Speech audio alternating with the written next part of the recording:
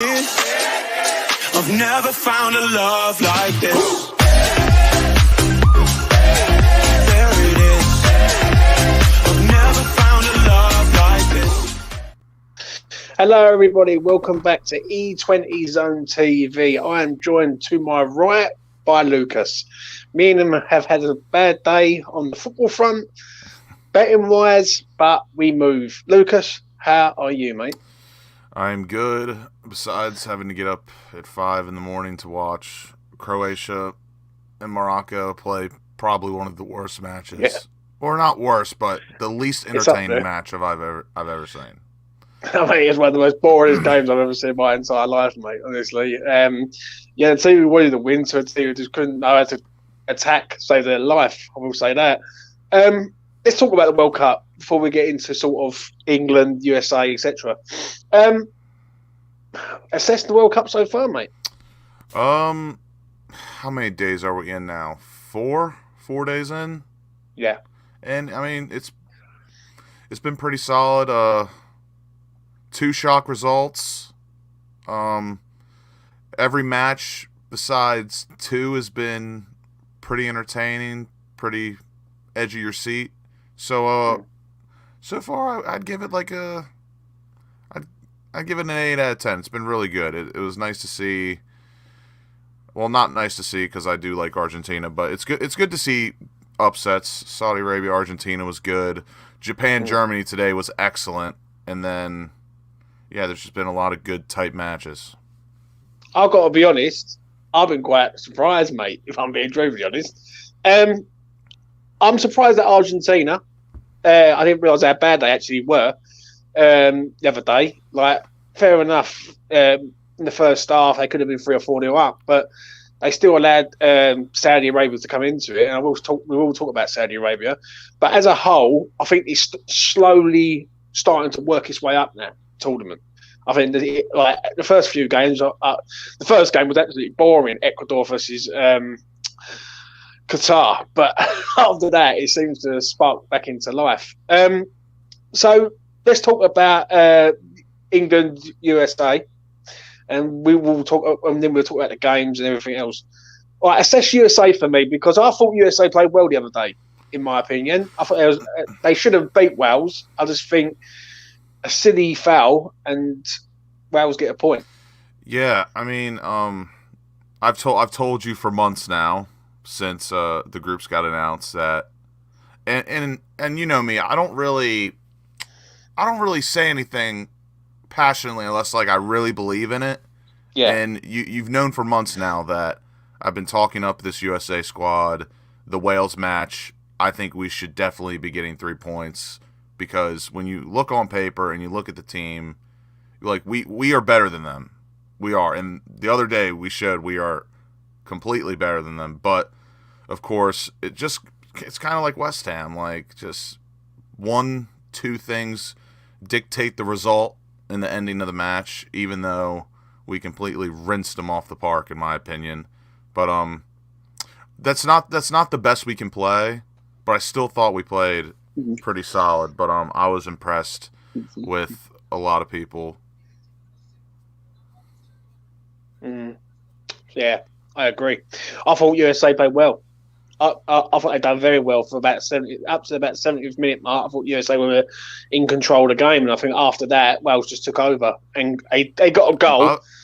But I'll be honest, I was really disappointed with Wales. I thought they were going to be a lot better than they were, but when Kiefer Moore is the best player on the pitch, it says a lot. Yeah. I always manage this. James, I see you in your Canada strip. What are you saying about tonight, man? Excited, if anything. I mean, our whole country's pretty much excited about this. It's been 36 years since Canada last played in the World Cup. And this is only Canada's second ever time in the World Cup. So I'm just looking forward to this. I was initially saying Belgium would batter Canada, but since Japan's beat Germany and Saudi Arabia's beat Argentina, anything can now happen. Starting line has just been confirmed for Canada, and I'm excited for this. I know it's been so long, but I feel the same way. Like having not seen USA in the World Cup in 8 years, it's felt like forever. Obviously, it's no 36, but I was more just excited for the moment because it's just been so long, and under the circumstances of which we did not qualify for the last World Cup had me absolutely sick to my stomach. But it feels good to see the boys again, and really for me in the USA, like, don't get me wrong, I want us to go as far as possible, but like for this World Cup, especially in the times we're at now and where it is, I kind of just want the world to look at USA as not a football nation, but like, I don't know. I just feel like our team doesn't get the respect it deserves, and we have a lot of good players on there that get written off just because they're American. I don't think it's over. I will get to James about tonight's game and his prediction and your prediction of how you think it's going to go tonight with Belgium, Canada. But talking about USA, for me, I don't think it's over for USA. I think USA have got as much a good chance of getting through. I honestly think on Friday it ain't going to be a walk in the park for England. I think England done Iran at a good time.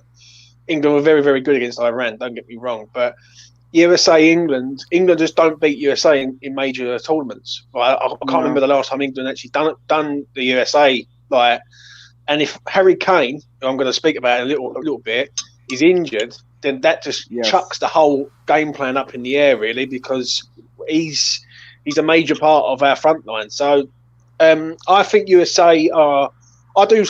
Listen, I done a betting show on it. I turned around and said that I think USA will get through the group. I said they were the best bet for me to get through the group.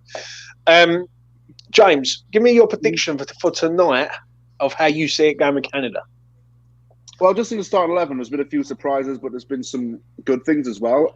Obviously, David starting, and the one thing that surprised me is Sal Larin, who we kind of know about already because we have mentioned him before. He's surprisingly dropped to the bench. He's probably just going to be like the secret weapon that comes on in the second half, rather.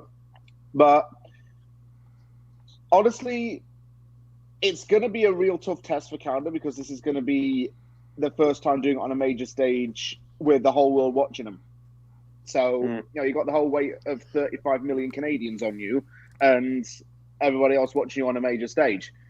And I think that for Canada, this is going to be like a statement real game, just to show how Canadian football, because I'm not using the word soccer, is going to be on the major stage. I mean, Canada's been good at, usually winter sports, maybe like the 2010 gold medal game, sorry, Lucas, when, Canada won 3-2 in Vancouver. And, Canada's trying to show that it's not just a winter sport country anymore. It just wins gold in hockey, skiing and tobogganing and all that stuff. It's actually trying to be a footballing nation that can compete. So tonight's going to try and show that.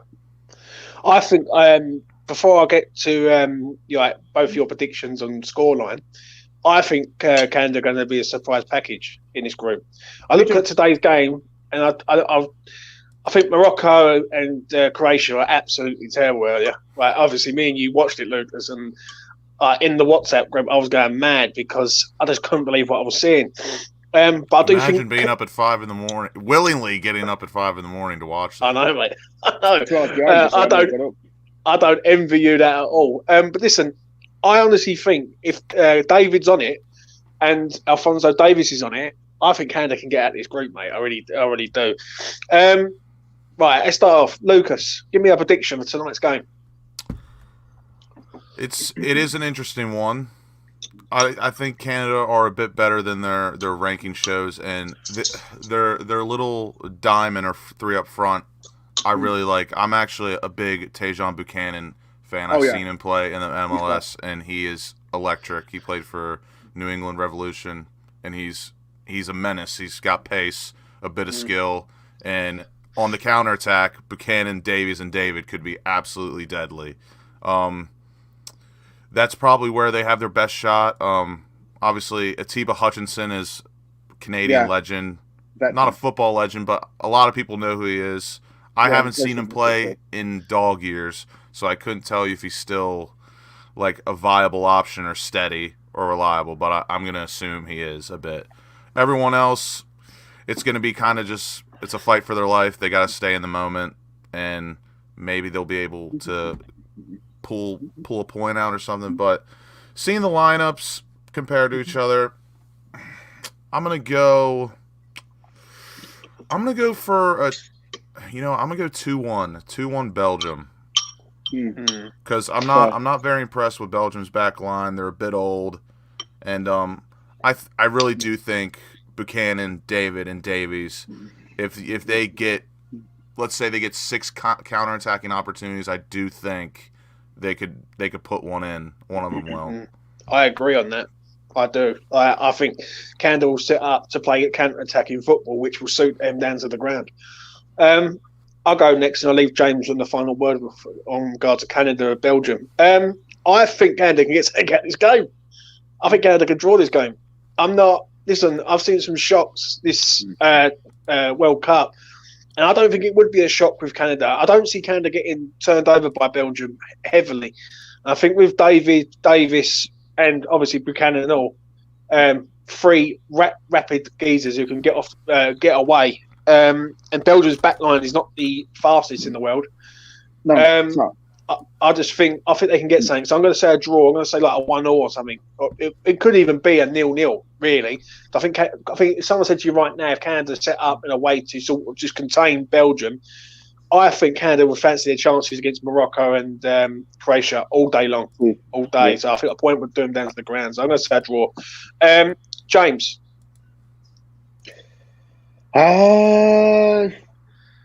A draw would be the perfect result for Canada, not for the confidence, but it's very doable. It is very doable against this Belgian team. Okay, fair enough. Everyone talks about the Belgian golden generation, but it's an older generation now. You look at players like De Bruyne is obviously still world class. Courtois is still great. Hazard's not the player he was 5 years ago. Injuries have crushed him a bit. I think. The back line, I don't really feel a lot of confidence with. That's still old. Players like Vertonghen, Alderweireld, it's a very old defensive back line. The younger players coming in, like De Ketelaere, great when he was playing in Belgium. He went to AC Milan. He struggled there, got 1 assist in 15 games. He's been called up, I think, just to use the sub-bench. They're starting a good team up, but Canada's going to go for it.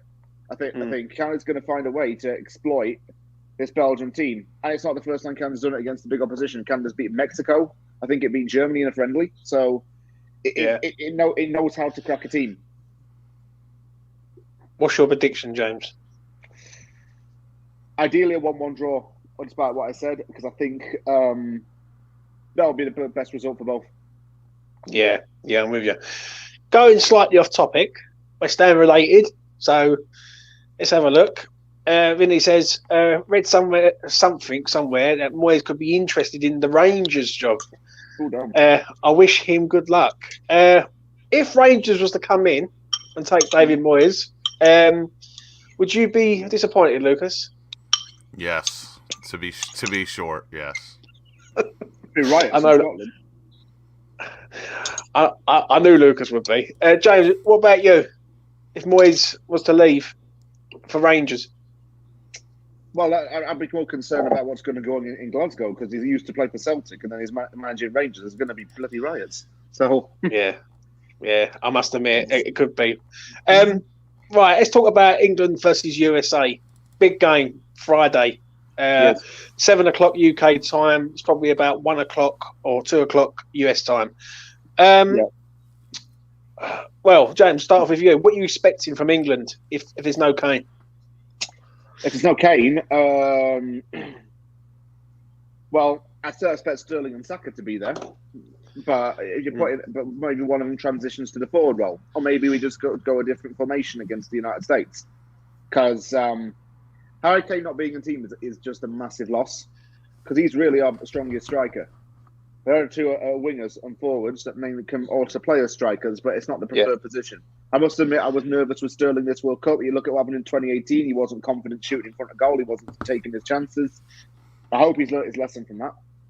But, Rashford's a good shout to start there, I think. As a stretch. But, yeah, it's something South Korea's got to get right. I mean, he got it right against Iran, but that was Iran. The USA isn't probably our toughest opposition in this group. He's got to get that right as well, somehow. I agree. Everything you just said there about Kane. Listen, I don't like Harry Kane. West Ham, Tottenham thing, don't like him. But for England, he's a major focal point for our side. He's the one who connects the dots. Right. and he's the one who sort of holds the ball up, brings others into play, and does it very, very well.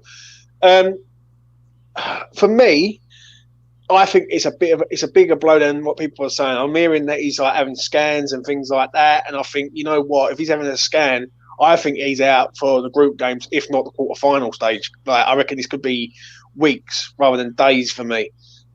Lucas, if Harry Kane does not play, that should give USA confidence, surely. A bit, yeah. I was talking to Mitch, Alfie, Tom, and some others outside the group. Like, it's a weird one because I'm not one of those Sicers or hype merchants, especially when it comes to like USA Soccer, and obviously playing England is a big deal for us and the whole country, even when people don't even watch the sport just for historical reasons. But it is a weird one. I was talking to them, and for me, it really all depends on how England line up. Depending on Harry Kane, obviously, and the way England line up, I do think there's a few scenarios where we definitely should be looking to get a point. But it's a tough call because I'm no fool, and I always remain hopeful and optimistic, but I'm no fool. Like, if I'm putting my money on someone to win or a correct result, it's going to be an England win. But after what I saw from USA in the midfield, if we line up with that same midfield, which I've talked about for a long time, McKennie, Adams, and Musa, if obviously Jude, Rice, and Mount, if I were to pick one, that's the better midfield. But I've said for a while now, physically, athletically, we can bang with them and we can match up well, but clearly the other three have way better football ability. But we're no slouches, and I think the other day we proved that. Our midfield essentially won us the match. I thought USA were very good the other day, mate, especially first half. Like, I think one thing I will say about the USA is when the going got tough, they did start to sort of fold a little bit. Like, they started to struggle. Like, don't forget, they were under pressure second half, and they didn't really attack second half. But let's remember, it was a penalty that gave Wales the goal. Like, I don't think Wales are scoring there without that penalty, in my opinion. I think they had. Yeah. I think they did not have one good chance. Actually, no, they had one good chance all game. It was the Ben Davies header from about 6-7 yards away. Matt Turner made a very good save. But besides that, they are very non-threatening. But for Friday, it really, the emphasis is on Harry Kane, and if they play without him, how they line up. I think if England play a 4-2-3-1 with Mason Mount being a bit advanced and more of like a 10 role than an 8, I think the USA have a slight chance, because if we go 3 midfielders against their 2, I back us by thin margins, just because it's 3 versus 2, and the work rate in the midfield is unreal. I think it's basically, for me, I just think if Kane's not playing, I think to go and put someone else in there, who's been, and tell him to do a job, it's going to be muddled up at the striker end. I think defensively, I think England are good. If Kane doesn't play, I am very optimistic for a draw. Yeah. Because this USA team, it's good. I don't back us incredibly defensively, but we've got pace, we've got strength. It's just the experience, and then the other day it was brutal, but for me, the way I look at it, I expect nothing less from an MLS center half to give away a penalty like that, to be honest. But he is okay. It's the first match of the World Cup. There could have been a bit of nerves, so hopefully they're settled in. But it's so incredibly hard to judge. It really is, especially with unknown variables. What do you reckon on Friday? Oh, man. Well, as I said to two friends, first and foremost about the US team, I remember players like Landon Donovan, Tim Howard, and Brian McBride, Clint Dempsey. That was a good generation of the United States team. But now I see a younger, more technically gifted United States team with Greg Berhalter as a really good head coach. And I think when Jurgen Klinsmann was as the head coach of the United States team, we saw a real big transitional shift in the whole team. I think he's brought in he helped to promote a younger pedigree of player, but Halter certainly has done that. And we are the youngest team in the World Cup, which I didn't right. I totally forgot about.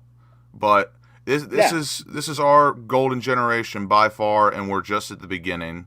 Yeah. It's not just like Pulisic. I mean, look Tyler Adams, Weston McKennie. I thought he was excellent the other day, Adams. McKennie. I've got to be honest. I put him on my scouting list on my YouTube channel, and said West Ham should snap the geezer up. Because, other players they got in that team, they're just like Brendan Aronson. The United States team's just very, very strong. We talked about pace and the attack. One area that I like a lot about them is that actually their ball retaining midfield.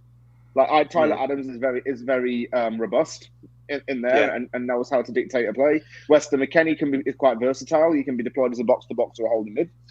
You've got Brendan Aronson who can attack. They're a team, and it's a team that's efficient with moving the ball. So that's why they're a threat. I mean, it's easy to look at America and say, "Oh yeah, it's not really a soccer country." Sorry for saying the word British people, but it's not the case. It's actually on the world stage, being a big team, and with it co-hosting the World Cup with Canada and Mexico in 2026. One, I'm going, and secondly, it's definitely promoting the sport for a bigger thing. And who knows? This could be the start of a big project for the United States national team. And I think on Friday, and what we're going to see on Friday, is a testament of how good this team can really be. But how I think the game's going to go. I think honestly, it's going to be difficult for England if they don't get it right, and the draw is probably fair. I think England find it very, very hard to break teams down. All right, and one thing I will say about the USA, they've got Premier League defenders in there, like Robinson, Tim Ream. I know they play for Fulham, but they're still Premier League defenders. Even though Disk, who plays for Barcelona, is on loan to AC Milan, like. He's still a very, very good player. A lot of Champions League players in that squad. Even the ones that are in the Premier League now. Brendan Aronson, Tyler Adams, Weston McKennie, Christian Pulisic, Timothy Weah has played in the Champions League. Yeah. Serginho Dest played in the Champions League. I do like this. That's why, like I said at the beginning, this World Cup. I've said these things many times, but obviously I don't really. What's the word I'm looking for? I'm not looking for people to really understand because honestly, who cares? But like for me, obviously as a supporter, I've been trying to reiterate this message because, again, this World Cup for me, I obviously want us to go as far as possible, but for me, I want the world to look at the U.S. and be like, wow, they actually have a lot of good players that could potentially turn into be either generational or great. Not on the world scale, but they've got some good players. So give me your starting lineup, Lucas, for Friday. So USA. I was fuming the other day that Giovanni Reina did not come on the pitch because, in my opinion, I forgot about him. Apparently he has a slight injury that I didn't know about. But for me personally, I think he's our best player. Christian Pulisic is right there, obviously. Great player, in my opinion. But Giovanni Reina, to me, he's our best player, our best all-around player. And apparently he might be in line to start on Friday, which would be very interesting. Because I like Timothy Weah, but I'm not like his biggest fan. But I do like what he offers to the team. But after Monday, you got to play Timothy Weah. But my starting 11... I'd go Matt Turner in goal again. I don't mind Matt Turner, but, I mean, it's whatever. There's really no big drop-off from all the three that we brought. I'd go Matt Turner. I'd give Dest another start. He was okay, in my opinion. I think Walker Zimmerman will play again, and I have faith that he will turn it around a bit because he didn't have a bad game at all until the foul on Friday, which Unfortunately, he won the ball first, but he did run through the back of him like a fucking donut. I'm going to ask you this. If you had a choice between him or Carter Vickers, who plays for Celtic, who knows the British game, who would you really have? Me personally, I would have started Carter Vickers if I was the head He's a good player. coach, just because you don't teach Champions League or European experience. And even though the Scottish Prem is not as good, it's better than the MLS. They face better competition, in my opinion. Yeah. But Yeah, I agree.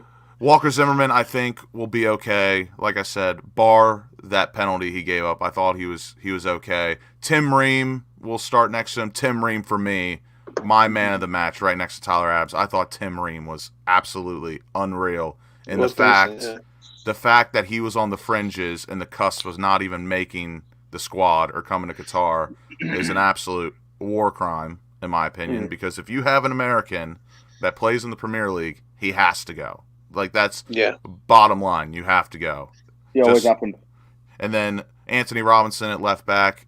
Again, he was right there as well for man of the match for me. The guy does not stop running. I think he ran the full length of the pitch on a counterattack a handful of times. Another player that I've always said about West Ham should go after Anton Robinson. And then Wigan. And then you can't change the midfield three. The midfield three the other day was absolutely It's a class midfield.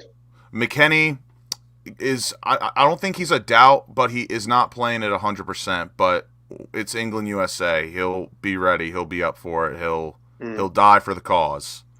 I know that for a fact. So McKennie, Tyler Adams, and Yunus Musa will probably be our midfield again. And then I would this would be my ideal front three after Monday. Christian Pulisic at left wing. I would like to see Tim Weah up front because he's got blistering pace. He's not the strongest, but he's got blistering pace. He's a smart player. And I don't think he necessarily excels that much on the wing when he gets the ball. Like, I would have liked to see him go at Nico Williams a lot more. But that could have just been that game. Again, first match nerves, whatever. And then if Giovanni Reina is healthy, I would love to see Giovanni Reina at right winger. He's another one of those players where he's a bit of like an Eden Hazard type, where he's not necessarily he's not necessarily got the pace of a winger. He's got more of the quality of like a 10, an attacking midfielder, but he can play there. So he has the ability to drop in, drop out of the midfield, and could be very dangerous. But honestly, at the moment, and I said this also, there's a lot of competition in this squad, and there's a lot of lineups you can make that if you put it out on match day, and like Brendan Aronson was in there, Yunus Musa's out, Tim Weah's in besides Giovanni Reina, or like anyone else, I wouldn't be that mad because there are a good amount of quality players. But I do like Brendan Aronson coming off the bench because he was a very good spark plug when he came off. But my starting lineup, I would go Turner, Dest, Zimmerman, Ream, Anthony Robinson, Yunus Musa, McKennie, Tyler Adams, and then Pulisic way up top, and then Giovanni Reina on the wing. Fair enough, mate. Fair enough. For England, and I'll say it's to James, I think it'd be the same side, take Kane out, and it's over. I don't think Kane's playing. I really don't. I'll be stunned if Kane is playing on Friday night. Who do you replace Kane with, James? Do you risk Callum Wilson, who's got no real experience at tournament level, or do you go for someone like a Marcus Rashford up there who's done it before? And my question to you guys, if Harry Kane doesn't play, do you think you play the same system, or do you resort to the back five?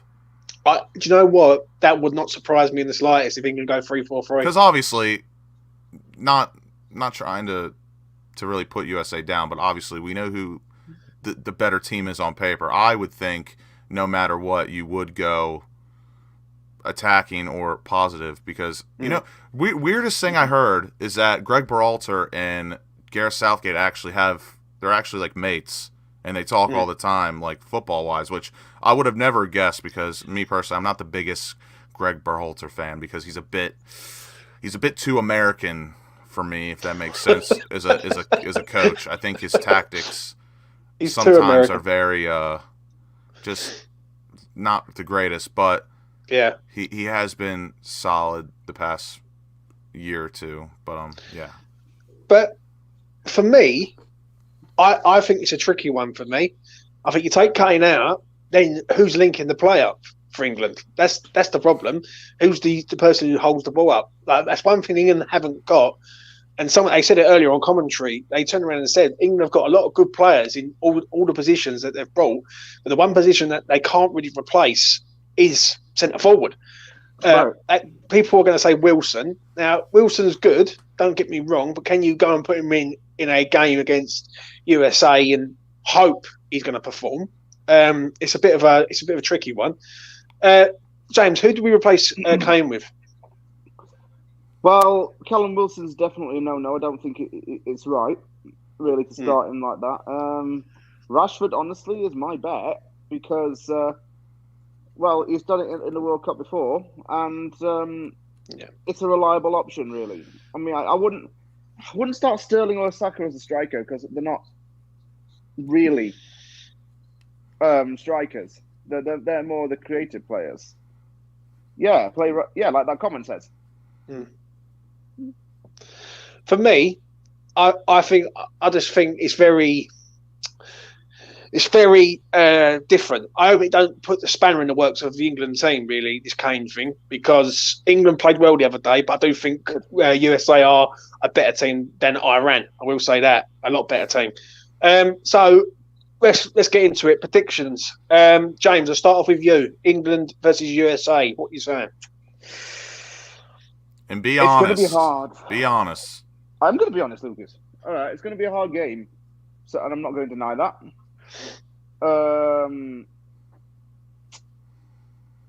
I've got to say, if I'm honest, my heart says draw, because I don't think we will always be able to break down the United States as much as we want to think we can. Do you know what? I actually agree. I don't think this is going to be easy for England, mate. If you take Kane out of that team, for how much I don't like Harry Kane, I think this ain't going to be as easy as people think. People think we're going to stick 3 or 4 past these, and I just don't see it. I just do not see it. These are no mugs. These are proper. These are like, it's not like Costa Rica or someone like that. They do know what they're doing, the USA, and I think USA are going to set up to contain England for a certain amount of time, and then hit England on the break. That's what I think. The draw is not out of the question for me. It really isn't. But if England start fast, like they did the other day, and score early, then I think England roll USA. I will say that. The longer the game goes on, the draw is more likely to happen for me, because I think USA will try and contain England for about an hour, 70 minutes. And then the last 20 minutes, they might spring into action and try and do something. Do you know what I'm saying? So with my England hat, I'm going to say an England win. Probably say something like a 2-0.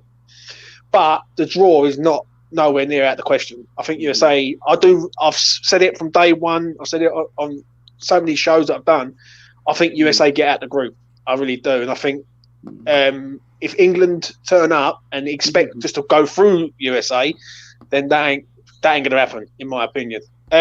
Finally, Lucas, down to you, son. I'm gonna give you 2 because I think it's only right. If Harry Kane plays, even if he's not 100%, even if you get a 70% Harry Kane, I think we will lose. I'm gonna go. It's gonna be 2-1 or 3-1 if Harry Kane's. I'm gonna say 3-1 if Harry Kane plays. But if Harry Kane does not play, the possibilities honestly are endless, because there's going to be a formation change, and even if there's a formation change, I don't find Callum Wilson or Rashford a threat in Harry Kane's role. If they try I think Rashford's more the threat than Wilson, but I do agree. Yeah, but if they try to play Marcus Rashford or Callum Wilson in Harry Kane's role and try to make them do what Harry Kane does, I'm not going to be scared of that at all. Yeah, but if there's a change of formation, I think there is a chance, and in the way I see it, if Iran had scored 2, I think we can definitely score 1. I'm not going to say we're going to score 2 or 3, but if Iran scored 2, we have way more talent than them. I expect us to get 1 goal. If Harry Kane does not play, and the possibilities are endless, I'm gonna. It's so tough, because the defense compared to us is better. the midfield is better, but physically and athletically we can hang. And then obviously your attack is better than us, but obviously I wouldn't say we're no slouches. I'm gonna go. My betting brain says 2-1 England, but I have to go with my heart. I have to back the boys. It'd be very unpatriotic of me, and as Americans, we can't do that. So I'm gonna go 1-1 if Harry Kane does not play. Last time USA beat England was 1950. 1-0. Yeah. The goal, they dubbed it the goal heard around the world. But I would like someone to tell me the last time England beat USA. That I can't remember it. I really can't. I think it might be 1994. Was it 94 or something like that? I can't remember. Yeah, listen, I agree with everything you boys said about the USA. I think it'd be a good game though, entertaining game, and whatever happens. Before I let you go, I'm going to ask you this. I'll start with you, Lucas. Have you seen the winners of the World Cup so far? In your eyes? Oh, that, you know what, Fever? That is a great question. That's actually a banging question. I would say no. Honestly, because even again, results matter, but you've got to watch the matches. You've got to watch them. You got to analyze them a bit. And for me, I just haven't seen it. Like until I see Brazil play, then I'll have a better idea. But so far, no. Spain, you cannot judge Spain, England. Who else? Can't really judge Germany. That is Germany true. And again, it's the first match of the World Cup. A lot of nerves, a lot of other factors. But for me, no. Like Spain rolling Costa Rica. I didn't think they'd roll them like that, but I was thinking 4-0 comfortable. They're impressive, but it's Costa Rica. And then England, don't get me wrong, it's Iran. You should be expecting to roll them. But we're going to see a lot more. I think my answer will come on Friday when Brazil play, because I think that's my dark horse. And obviously seeing Argentina lose, Germany lose, it's what we want to see in a World Cup. And right now, I have not seen my winner. I will tell you the truth. I think I have. I looked at France the other day against Australia, and I thought, for their midfield, yeah, they did do all right. Even though they went 1-0 down, they come out and they scored the goals. And that's only Australia's. I'm not going to get carried away. But if you've got Mbappe up front and you're doing damage there, I do think France have got a good shout. I do think England got a good shout, mate, if I'm honest. And that's not me saying it with my England hat on and saying like, I want England to win, because I want England to win the World Cup. I think, but if you ask me right now, I think England have the best all-around squad. In terms of attack, midfield, defense, and then the goalkeeping department, I would say they're the best all-around in my opinion. If France was fully healthy, you would have to go France, because the players they have missing is unbelievable. And even the squad they have now is still great players that are internationally known and club level recognizable. But even the top sides, like for me, even the top sides. Now I look at Germany. Now Germany are like 5th or 6th favourites to win the tournament. I looked at them today; that was awful. I looked at Argentina. What were their odds? It was 9s, 10s, something like that to win the competition. Yuck. Right. And I said it on the betting show. I done a betting show the other day, and I turned around and I said, "There's no way I'm backing Argentina, because Argentina rely on one man, and it's a team game." So I've not been impressed with Argentina. I looked at Spain just then, but you can't really make anything of it. But you've got to respect it. They scored all them goals and destroyed that team. I look at England and I think, yeah, right, we've got the tools at our disposal, but have we got the bottle to go and do the job? That is it. Obviously, I agree with you with Brazil. I think anyone who takes Brazil out of this tournament wins the competition, in my opinion. I think Brazil got all the ammunition, all the players, and just basically they are the team to beat, in my opinion, and they're rightfully favourites. If I did a power rankings, I would definitely put Brazil 1, and then I do think England be my second or third. Yeah. Like some of the teams that have surprised me this like year, there hasn't really been a lot of shocks, really. Like obviously Saudi Arabia was a shock. Don't get me wrong, but Japan are a good side. Like you look at their team, some of their players, like one of their players plays for Brighton, and he was excellent today, right? And I look at their team, and I think, Tomiyasu didn't even start for Japan, and that said a lot to me when the lineup came out. I've got to be honest, yeah. Like, and I even looked at Holland the other day. They were awful in that game. And that game was filtered out into a 0-0 draw, and they managed to get the win. And they're up there to be like one of the contenders to win the blooming thing, and Denmark. So obviously tomorrow I'll know more because we'll see Brazil and we also see Portugal. And I think with Portugal, it's a toss of a coin.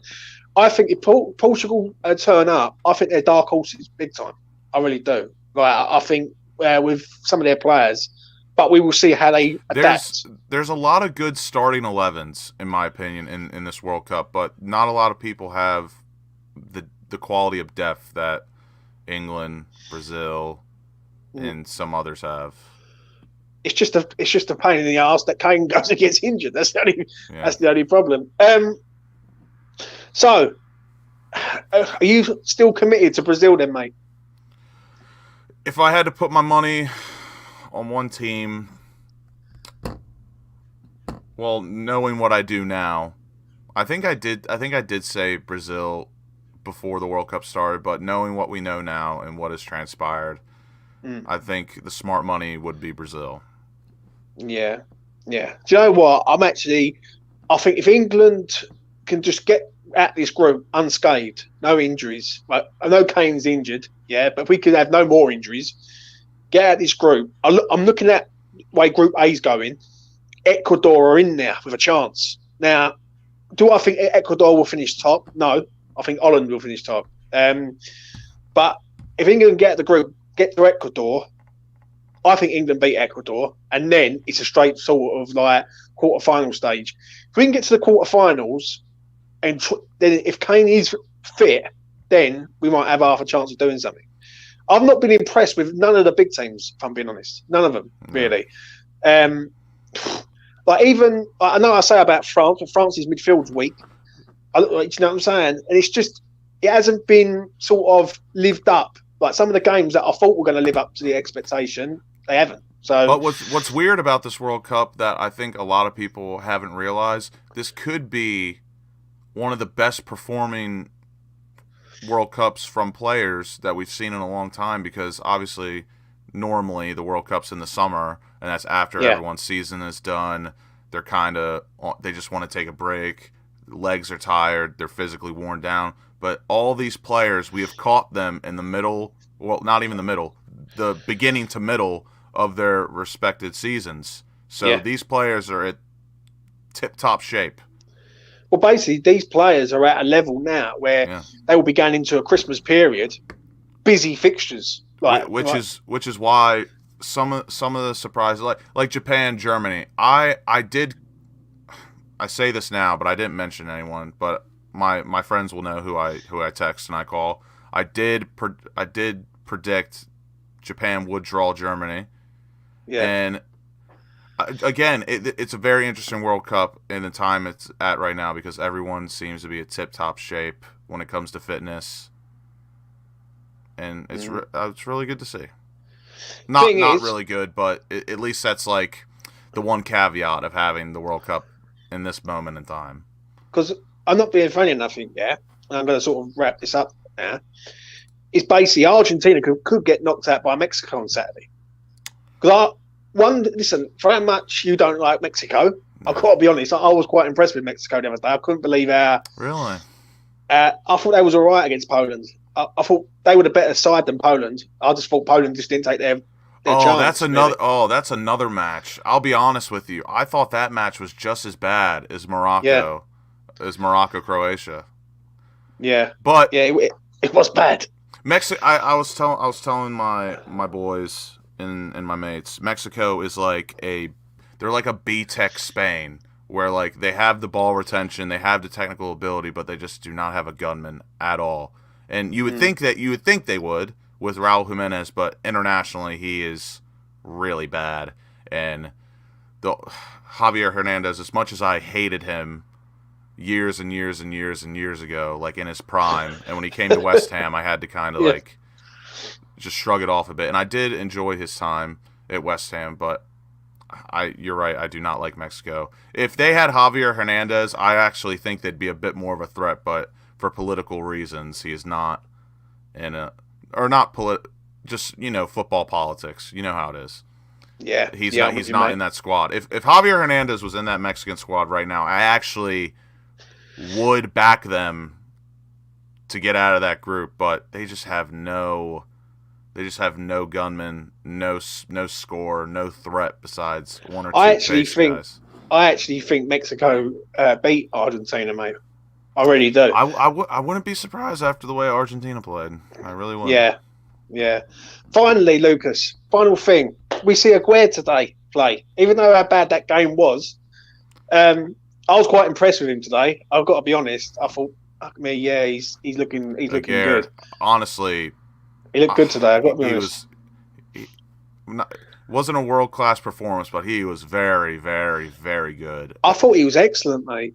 Excellent. Easy 8 out of 10 for me. Easy. Yeah, he was excellent. Like good in the air. Like, I remember a ball coming in today. He defended it off of 2 attackers, not just 1, 2 of them. I thought he was excellent. Obviously, tomorrow he was on the back foot all match, so it was good. It was nice to see. Obviously, being Croatian, I was paying attention, but obviously my Croatia glasses were on. I was in full support, but like seeing Naif Aguirre play as well as he did, it did warm my heart. Yeah. I've got to be honest. He did play well. Obviously, there was no carer today for Germany, which that's the reason why they lost. Yeah. I've got to laugh at that. And obviously, tomorrow we get to see Paqueta. And that is going to be interesting. What do you reckon tomorrow with him? Like, because obviously, let's be honest, he's in a world-class team, yeah? That's like they're all world-class players in the Brazil team. Yeah. But is he, like, are we going to see the Paqueta, a completely different Paqueta than we're going to see at West Ham? I think we will, just because Brazil are that good, and they're just on an absolute vibe train right now. They literally came out with their lineup on Tuesday for Thursday or Friday, whenever they're playing, and basically just told them, this is what we're doing. Hate it, love it, we're going after it with these guys. But I think we will see a different Paqueta because he will be playing in the 8. He will be an 8 next to Casemiro and company. And again, when you're surrounded by that many good players, it is hard. It's hard to be bad. Like for example today, Gundogan. Gundogan is a perfect Manchester City player. He is everything you want at that club. But internationally, in my opinion, he's okay because he's not the most athletic. He's not a ball carrier. He's not that skillful of a dribbler. But it's he's like City. A utility man. His ball retention's amazing. Great passer, decent set piece taker, perfect for City. But internationally, he's surrounded by. Don't get me wrong, Germany are no mugs, but a lot of the people around him are getting older. The quality isn't as good as City, and it is a bit of a drop off, and some players do get exposed a little bit. But I think Paqueta, it's going to be very, very hard for him to be bad or look bad in that Brazil squad. Yeah, I agree, mate. I agree. And I'm going to wrap it up there. Listen, I really do appreciate Lucas coming on, giving us his preview for England versus USA. Whatever happens is going to be a good game, and we will still remain friends afterwards. Yeah, I'm nervous just because we all know the implications. Like, nothing. Thank God it's nothing like USA Mexico, and the politics will be flying here and there. Yada yada yada. It's just going to be some good footy banter and just ridiculous World War Revolution memes and jokes. But it should be good. But I would be lying if I said I wasn't nervous. Nah, that's fair enough, mate. That's fair enough. Please do smash a like on the video. It goes a long way. It really helps us out. Please do subscribe to the channel. if you're new around here. It also helps us out. Also, my final thought is that this World Cup has started off slow, give us some major shocks, and have been up and down. Bitty is the word I'm looking for, really, in this World Cup. But I must admit, I think as the tournament gets on, it's only going to get better and better. England, USA, I believe it ain't going to be as easy as everyone makes out. USA are not around. That's one thing I will say. And I think USA will come and stand and have a go and try and contain England. I will say that. And I'll be back probably not Friday, but Saturday to do an afterthought on the game. I will try and get Lucas on and all and see what he has to say about it. Depends on how good or bad the result is. Yeah, if the result is bad, then Lucas will go AWOL. You know what I mean? I have to search all over the US of A for him, but it is what it is. Anyway, take care of yourself. Please do smash a like on the video and hit that notification bell. It goes a long way. And I will see you again in the next one. Peace. There it is. I've never found a love like this.